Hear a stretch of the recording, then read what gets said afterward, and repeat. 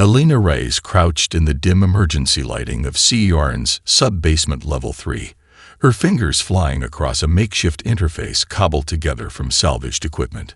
Around her, 27 of Earth's most brilliant minds worked with desperate intensity, their faces illuminated by the blue glow of holographic displays showing the ongoing Vraxian occupation. "They've started processing centers in every major city," whispered Dr. Takahashi, his normally steady hands trembling as he manipulated a three-dimensional model of what they'd identified as a Vraxian shield harmonics generator.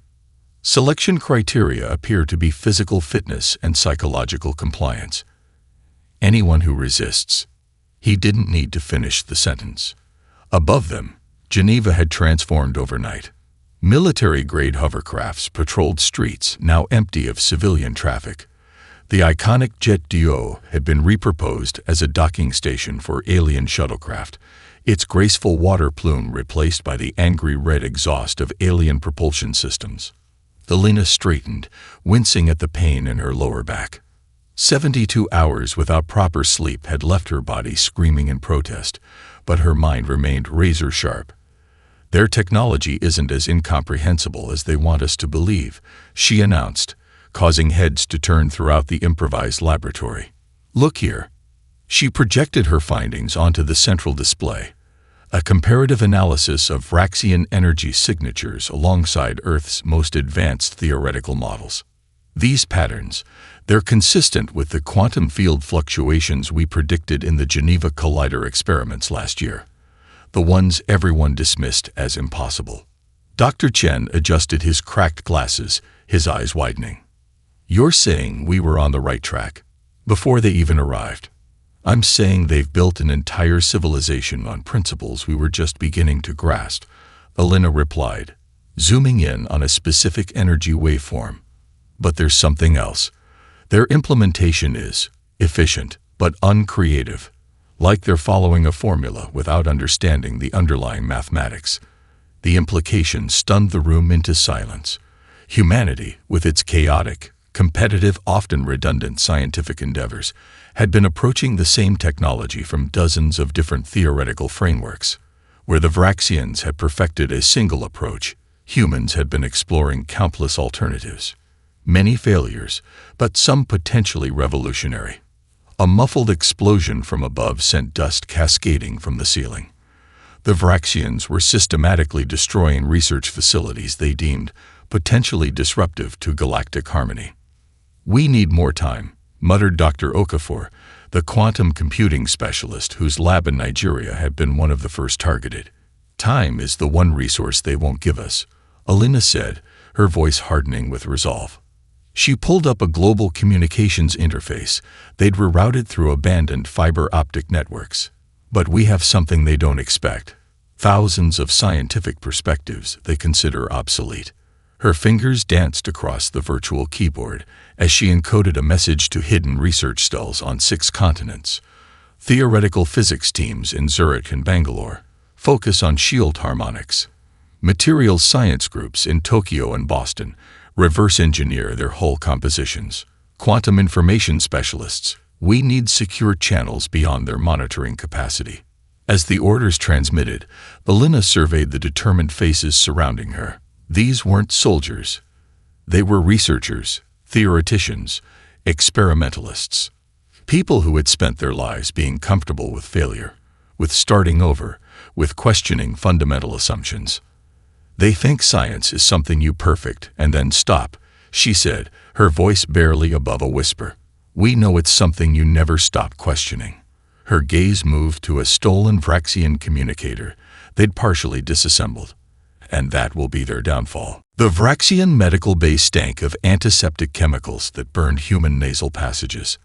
Marcus lay perfectly still on the cold examination table, feigning unconsciousness while the ship's medical officer, a 6-limbed Kinteri subspecies with compound eyes, logged his injuries into the hegemony database. 3rd Human Unit decimated this rotation. The alien chittered to its assistant, wasteful deployment strategies. These specimens require significant resources to augment, only to be expended in tactical distractions. Marcus focused on controlling his breathing. The stolen Nox-Terry shield generator fragment concealed beneath his thermal underlay burned against his ribs, but the pain was useful. It kept him alert despite the sedatives they'd administered. 3 years as cannon fodder had taught him to appear compliant while remaining vigilantly aware. The Kintari medic hovered a scanner over Marcus's enhanced musculature, the result of forced optimizations that all human conscripts received. Combat hormones still elevated, adrenal modification functioning within parameters, clear for redeployment after standard recovery period. When they finally left him alone, Marcus waited precisely 17 minutes, the gap in surveillance he'd identified in the rotation schedules, before sliding off the table. His legs nearly buckled. The wound where a Nox-Terry plasma discharge had grazed his thigh was poorly sealed. Ignoring the pain, he limped to the communications terminal, his augmented vision easily picking out the access codes the Kintari had used. "Your timing remains impeccable, human," came a melodic voice from the shadows. Marcus didn't flinch. "I told you not to take unnecessary risks." Ticklow. The Meltorian communications specialist emerged from behind a supply cabinet, his 4 arms each engaged in different tasks. 2 manipulating portable data drives, 1 adjusting his translator, and 1 holding what appeared to be a Vraxian security bypass module. The risk calculus favored this interaction, Ticklow replied, his bioluminescent facial markings pulsing with amusement. Sub-Commander Vexhar is occupied with a priority transmission from Central Command. We have approximately 12 minutes. Together, they extracted the shield fragment from Marcus's hiding place. Even damage, it hummed with energy, its crystalline components still attempting to generate protective fields. "I observed something during the engagement," Marcus said, connecting the fragment to Ticklow's modified scanner. When their shields intersected the geomagnetic vents, they fluctuated in non-random patterns. Ticklow finished, his upper eyes widening as the scanner displayed the recorded data. "This contradicts all hegemony shield principles." Marcus nodded grimly. "Exactly. Their technology shouldn't interact with natural magnetic fields this way. The official hegemony technical manuals state." "Manuals written 10,000 years ago." Ticklow interrupted, his voice dropping to a whisper. "Never questioned, never revised." Working swiftly, they compiled the observations, shield fragment analysis, and Marcus's tactical recordings into an encrypted data packet. Ticklow's specialized knowledge of hegemony communication systems allowed him to disguise it as routine battle telemetry, the kind of data automatically transmitted after every engagement, too voluminous for anyone to inspect closely. "This is sedition," the Meltorian noted, his lower arms trembling slightly as he finalized the transmission. "If discovered, we're already dead," Marcus replied flatly. 3 more deployments like yesterday, and none of us survive anyway. At least this way." He trailed off, watching as the terminal indicated successful transmission. Somewhere on a distant blue planet, a message now existed that might just change the course of the war. Marcus didn't know if Alina's resistance still functioned, didn't know if Earth had already fallen completely to Vraxian control. But he'd witnessed something that violated the hegemony's fundamental understanding of their own technology, and that was worth dying for. As they erased all evidence of their actions, Ticklow's translator conveyed a saying from his species: "Knowledge suppressed becomes knowledge that returns with greater force." Marcus smiled grimly. "On Earth, we say, the truth will out." Dr. Imani O'Keefe hadn't seen natural sunlight in 74 days. The Antarctic facility, codenamed Prometheus, existed in perpetual artificial day, the lighting calibrated to maintain human circadian rhythms while remaining undetectable from orbital scans. 2 kilometers of ice above them provided perfect concealment from Vraxian patrols, while geothermal taps provided energy that couldn't be traced. "It's beautiful, in a way," she murmured, manipulating the holographic representation of the Nox-Terry shield matrix transmitted by Marcus. The data hung in the air before her, a complex latticework of energy patterns that rotated slowly as she explored its structure. They'd been using the same design for so long they'd forgotten why it works.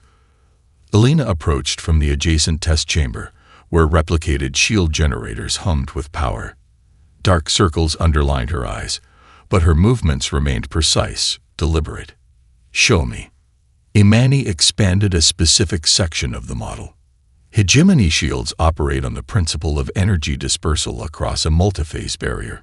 Essentially, they create overlapping fields that distribute incoming kinetic and energy impacts. Her fingers traced a pulsing node in the display. "But look here, when exposed to the specific magnetic frequencies on Proxima Centauri VI, the shield harmonics destabilize momentarily." A resonance vulnerability. Elena breathed, immediately grasping the implication. They never accounted for it because they never encountered a planetary magnetic field with exactly these properties before, Imani finished. Or if they did, they simply avoided those environments rather than questioning their shield design. Across the laboratory, a diverse team of specialists worked at different stations: materials scientists examining alien alloy samples, quantum physicists running simulations, engineers constructing prototype devices. The room hummed with the controlled chaos of collaborative innovation, something the hegemony had systematically eliminated from their society. "The shields aren't impenetrable," Elena said, addressing the team. "They're just impenetrable to the conventional weapons the hegemony has been using for millennia." Dr. Nazari, their resident theoretical physicist, joined them at the display. "If we can reproduce the specific frequency pattern that destabilized the shields on Proxima Centauri VI, we can create a targeted field that causes destructive interference," Imani said, her fingers already dancing across the interface, running simulations. "A harmonic disruptor." A holographic display shifted, showing a new design. A compact device that generated precisely calibrated waves to counteract shield frequencies. The simulated energy requirements were astonishingly low. "They've been trying to punch through walls," Elena observed, when all they needed was to find the right key. A sharp alarm cut through their excited discussion. On the security monitors, a Vraxian survey vessel appeared, hovering over the ice field 5 kilometers from their position. Its scanning beams penetrated the surface, methodically mapping subsurface structures. "Routine patrol or targeted search?" Dr. Nazari asked, his voice tight. Elena's expression hardened. "Doesn't matter. We're out of time." She turned to their chief engineer, Dr. Kaplan.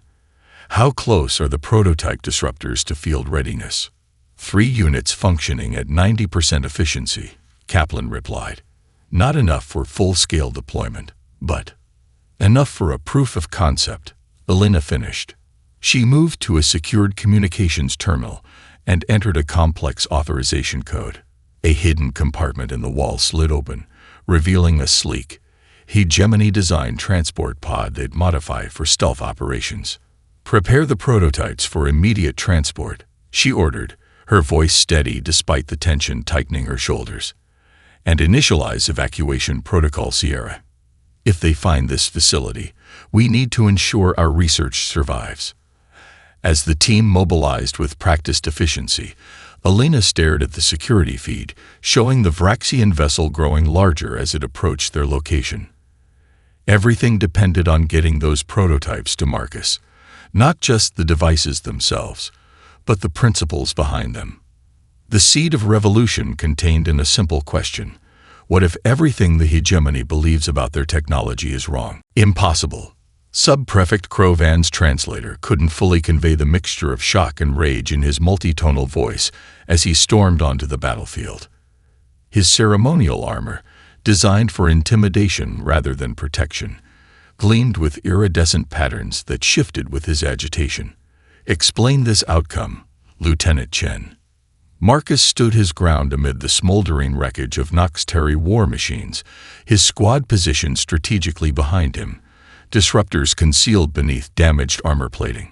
Behind Crovan, a contingent of Vraxian elite guards maintained a cautious distance, their weapon arrays humming with standby power. Tactical adaptation to enemy vulnerabilities. Sir, Marcus replied with practiced deference, his gaze fixed at a point just below the Vraxian's 4 eyes, the posture of submission drilled into human conscripts. We observed shield fluctuations during previous engagements and modified our approach accordingly. The Vraxian circled the nearest destroyed tank, his sensory appendages extending to analyze the damage pattern. Impossible, he repeated, but his tone had shifted from outrage to something more dangerous. Calculation. No conventional weaponry could penetrate these defenses. Through their squad's subvocal channel, Private Diaz whispered, "He knows we're lying. Get ready." Kroven's primary eyes narrowed to slits. "I will inspect your combat equipment immediately. All of it." For 3 years, Marcus had obeyed Vraxian commands without hesitation, watching as friends and colleagues died in pointless assaults, while alien commanders observed from safe distances. 3 years of burying his rage beneath a mask of compliance. 3 years of waiting for exactly this moment. "With respect, Sub-Prefect," Marcus said, straightening to his full height, "these are human victories achieved with human ingenuity. The Hegemony War Council will be most interested in our methods." Kroven's translator crackled with a harsh laugh. "The Hegemony rewards obedience, not initiative. Human.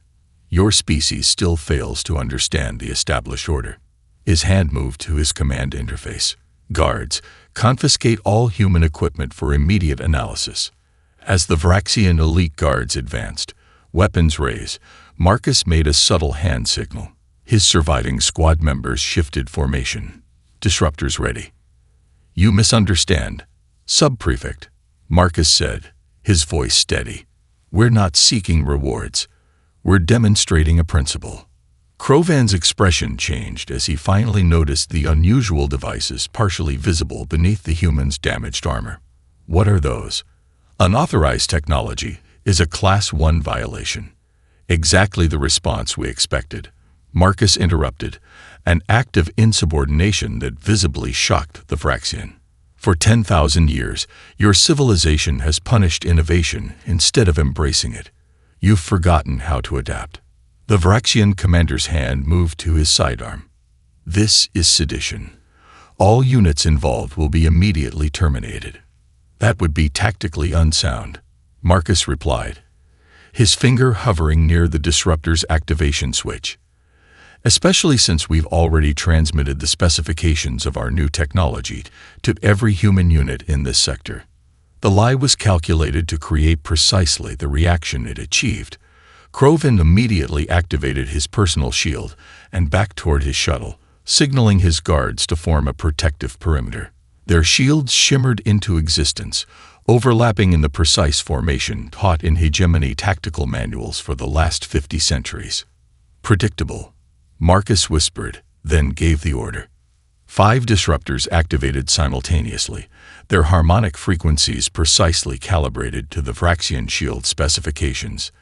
The effect was instant and devastating. A cascading collapse that left the alien commander and his guards momentarily stunned, their technology failing in a way their training had never prepared them for. In the sudden silence, broken only by the crackle of disabled equipment, Marcus addressed his squad over an open channel, ensuring the Vraxians could hear every word. "For 3 years, we've died following their orders. Today, we start asking our own questions." The first shot came from Private Rodriguez, a precision blast that struck Kroven's command interface, preventing any emergency transmission. The battle that followed was brief and decisive, ending an era of human subjugation on this distant battlefield. As Marcus stood over the fallen Vraxian commander, he activated the captured communication array, broadcasting to all human units in the region. "This is Lieutenant Marcus Chen. We have a choice to make." Elena stepped through the holographic display projecting real-time tactical data from 17 star systems. The abandoned mining complex on Barnard's star III hummed with activity. Former storage caverns repurposed into laboratories, hegemony technology being systematically disassembled and reimagined. Scientists from Earth working alongside defectors from sympathetic species. Lieutenant Park's unit has secured the outpost on Ta City IV, she reported to the assembled research leaders.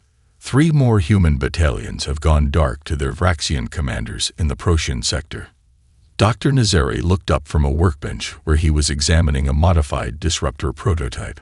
Are we certain the Vraxians haven't identified the pattern yet? The increasing frequency of disappearances. They're attributing it to enemy action, interrupted Sasha Volkov, their intelligence analyst who'd previously worked for Eurasian intelligence.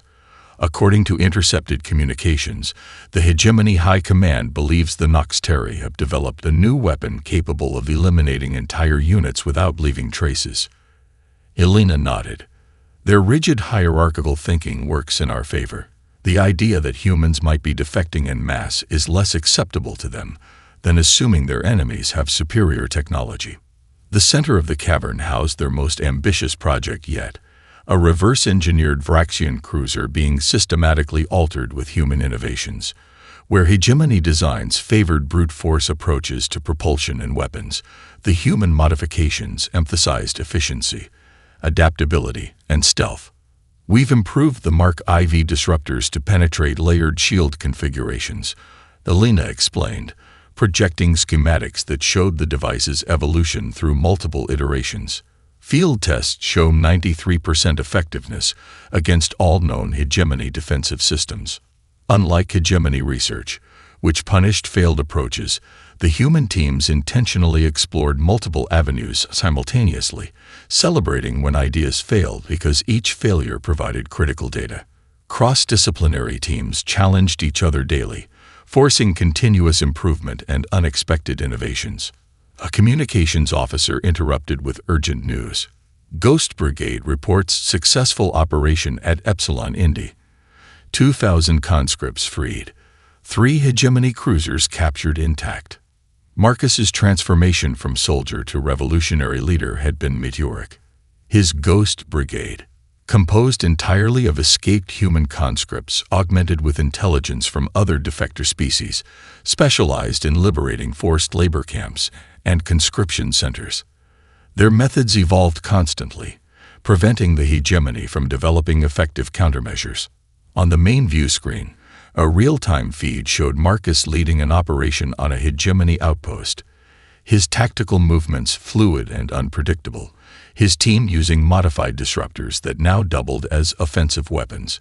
Where Vraxian commanders relied on overwhelming force and rigid formations, Marcus employed adaptive strategies that seemed chaotic but achieved objectives with minimal casualties.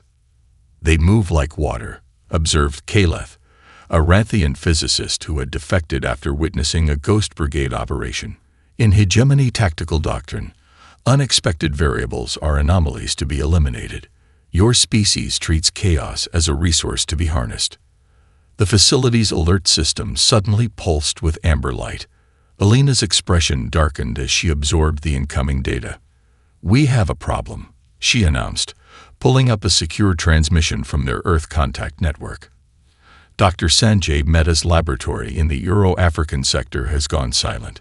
Intelligence suggests Vraxian Special Operations conducted a targeted raid. Dr. Imani Okik inhaled sharply.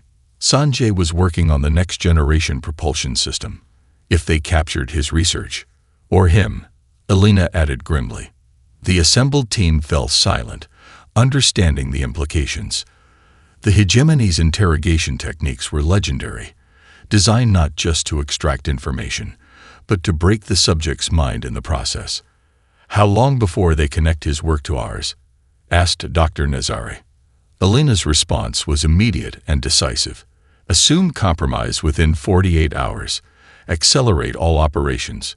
It's time to move from shadow revolution to open warfare. Marcus had witnessed alien architecture across 24 star systems, but nothing prepared him for the Tellurian sanctuary moon. Beneath its cratered surface, vast crystalline chambers stretched in seemingly impossible geometries, their transparent walls etched with mathematical formulas so complex they appeared as abstract art to human eyes. Bioluminescent creatures drifted through artificial waterways that spiraled around massive research facilities disguised as religious temples. Our ancestors recognized the pattern 15,000 years ago. Ambassador Kavalan explained, leading the human delegation through chambers where Tellurian scientists worked on technologies the hegemony had declared impossible. The ambassador's translucent body pulsed with shifting patterns of light, their species' primary form of communication, which human translators could only approximate.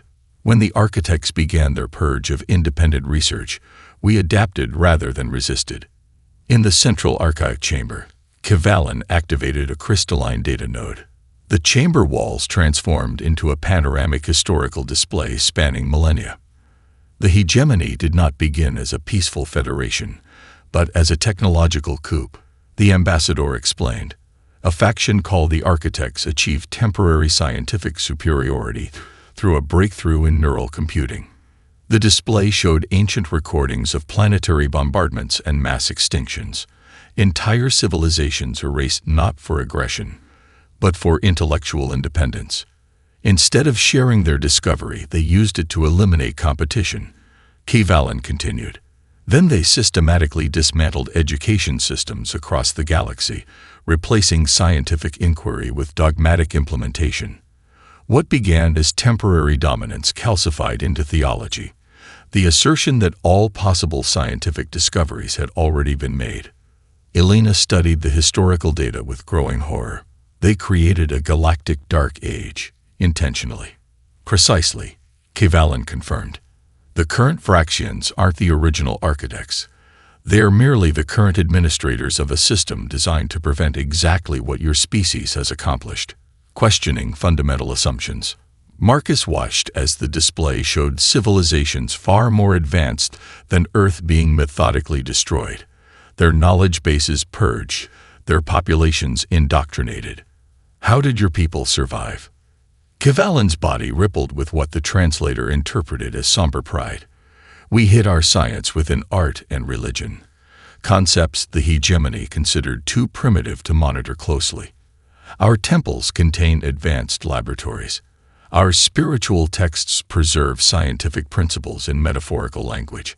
Our priests are actually our most brilliant researchers. Elena's scientific mind immediately grasped the implications. You've been conducting covert research for thousands of years. As have others, Kavalan confirmed. The Calderians preserve mathematical advances through musical compositions. The crystalline Ankhs encode quantum formulas in their architectural designs. The aquatic Mithrans transmit biochemical innovations through culinary traditions. Within days, using quantum communication networks hidden for millennia in what the hegemony dismissed as primitive cultural artifacts, the Tellurians connected humans with 7 other species who had maintained secret scientific traditions beneath their oppressors' gaze. In a historic gathering aboard a repurposed hegemony vessel, representatives from 8 species formed what Elena named the Alliance of the Curious, unified not by military necessity, but by shared belief in the fundamental right to question, to explore, to discover. The intellectual cross-pollination yielded immediate results. Human empirical methods combined with Tellurian quantum intuition, Calderian mathematical precision, enhanced by Ankhs crystalline computing. Within weeks, theories considered heretical by hegemony standards emerged as working prototypes. Your species was the catalyst, Kavalan told Elena as they observed an experimental propulsion system take form. A collaboration between human engineers and 4 alien species, not because your science was superior, but because you openly challenged what everyone else had to hide. The prototype engine glowed with impossible energies, its design neither human nor alien but something entirely new, a fusion of perspectives that could only emerge when diverse minds connected by curiosity worked toward a common purpose. The hegemony perfected weapons, Marcus observed. We're perfecting discovery itself. The Alliance command ship Liberty hung in the shadow of Jupiter's Great Red Spot, its revolutionary hull absorbing and refracting the gas giant's electromagnetic emissions to remain undetectable to hegemony scanners. Similar vessels, some human-designed, Others, contributed by Alliance species, maintained precise formation throughout Jupiter's turbulent radiation belts, a fleet assembled from the remnants of a dozen rebellions, now united in common purpose. On the command deck, Admiral Marcus Chen studied the tactical display showing the hegemony armada's approach vector. The enemy fleet stretched across space in a formation unchanged for millennia. 10,000 vessels arranged in concentric spheres around the flagship Eternal Dominance, their overwhelming firepower positioned to obliterate any conventional resistance. They've committed nearly 40% of their total military strength to this single operation, observed Captain Rodriguez, formerly his squad mate during their conscript days, now his tactical officer. Supreme Commander Chauvel believes destroying Earth will break the revolution's spirit. A characteristically Vraxian miscalculation, Marcus replied. Earth isn't our headquarters, it's our inspiration. Throughout the command ship, representatives from Alliance species monitored systems that combine technologies no single civilization could have developed alone. Tellurian sensor operators with enhanced visual perception detected fluctuations in spacetime that biological humans couldn't perceive. Calderian engineers harmonized propulsion systems using mathematical principles encoded in melodies no hegemony sensor had recognized as scientific formulas. Quantum beacon network activation sequence commencing, reported a crystalline X communications officer, her faceted body refracting light in patterns that supplemented verbal information. All nodes responding. Across the solar system, from Mercury's molten surface to Neptune's frozen moons, quantum entanglement devices, each no larger than a coffee cup, powered up in precise sequence. Developed through the combined knowledge of three species who had preserved different aspects of quantum field theory through their primitive cultural practices, the system created a lattice of interconnected spacetime, unlike anything the hegemony had encountered in 10,000 years of static warfare. Final communication from Earth, announced the Tellurian communications officer. Dr. Rice reports the ground-based network is fully operational. On the main view screen, Elena's face appeared, her expression calm despite the stakes. Behind her, the repurposed CERN facility bustled with activity as human scientists worked alongside alien colleagues to monitor the system-wide quantum lattice. The beacons are synchronized, she reported. Entanglement field integrity at 97%, within optimal parameters. She paused, then added more personally, Marcus, remember Geneva? He nodded, understanding the reference to their conversations years ago about how scientific revolutions often began with simple questions about established principles. This ends today, Elena, one way or another. As the hegemony fleet approached Earth's orbit, their communication channels filled with Vraxian declarations of imminent victory. Supreme Commander Chauvel's message, broadcast on all frequencies, proclaimed the final elimination of knowledge heresy and the restoration of eternal scientific truth. The first salvo of planet-killer weapons launched from the hegemony's front line. Massive energy projectors designed to sterilize Earth's surface and eliminate the infection of innovation at its source. As the destructive beams approached Earth's atmosphere, Marcus gave the order that would change warfare forever. Activate the quantum lattice. Throughout the solar system, the network of entanglement beacons pulsed in perfect harmony. Space itself seemed to shudder as fundamental forces responded to precisely calibrated manipulations. The massive energy beams meant to destroy Earth instead looped back upon themselves in impossible geometric patterns, creating cascading reactions that rippled through the hegemony formation. From Jupiter's shadow, the Alliance fleet emerged, their harmonic drives allowing maneuvers that appeared to break the laws of physics as understood by hegemony science. The battle for humanity's homeworld, and the future of knowledge itself, had begun. A holographic communication interrupted Marcus's reflection, a real-time transmission from his daughter Sophia, born during the occupation, now leading a xenobiology team on a distant water world. Her expedition combined human marine biologists with amphibious mithrans and silicon-based Anx crystallographers, creating research methodologies no single species could have developed alone. "Dad, you won't believe what we've discovered." Sophia's excitement radiated through the connection. "The coral analogues here don't just create habitats. They're semi-sentient communal organisms that process information through chemical exchanges. The Mithrans can actually communicate with them through specialized pheromones." Behind her, alien colleagues collaborated with human researchers, their different perceptual abilities allowing them to observe the same phenomenon from complementary perspectives. What humans could see, Mithrans could chemically sense, and NX could analyze at quantum scales, creating a holistic understanding impossible under the segregated sciences of the hegemony. As the Congress reached its crescendo, the Convergence Amphitheater erupted in astonished murmurs that the translators struggled to render across species. In the central display, a team of scientists from 6 different species, including humans, Tellurians, and young Braxian dissidents, activated the first successful instantaneous communication system spanning the entire galaxy. The demonstration connected worlds separated by thousands of light years without any time delay, effectively shrinking the galaxy overnight. The technology built upon principles preserved by different species through their cultural practices, Tellurian crystal harmonics, human quantum entanglement theories, and surprisingly, certain Braxian ceremonial practices that had preserved ancient mathematical principles their society had forgotten the meaning of. "What once took months now takes moments," Elena explained as real-time connections linked previously isolated worlds. Not just information, but collaboration itself can now flow unimpeded across the galaxy. The achievement represented more than technological progress.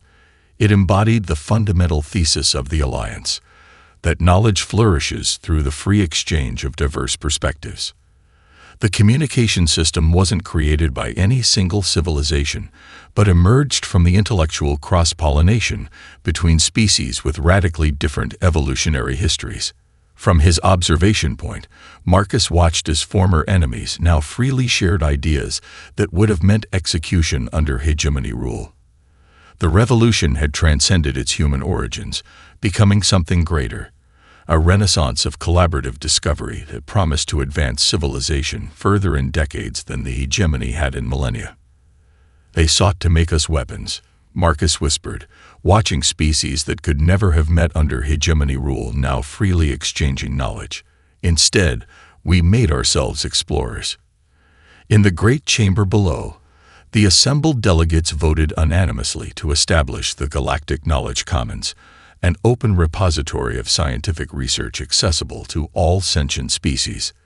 The resolution explicitly rejected the hegemony's classification of knowledge as dangerous, replacing it with principles of intellectual freedom, tempered by ethical responsibility.